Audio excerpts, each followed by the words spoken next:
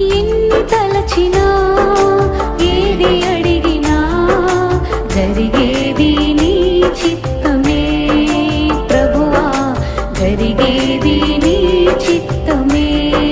నీ వాక్కుకై వేచి ఉంటిని, మా ప్రార్థన ఆలకించుమా ప్రభువా, మా ప్రార్థన ఆలకించుమా. ఎన్ని తలచినా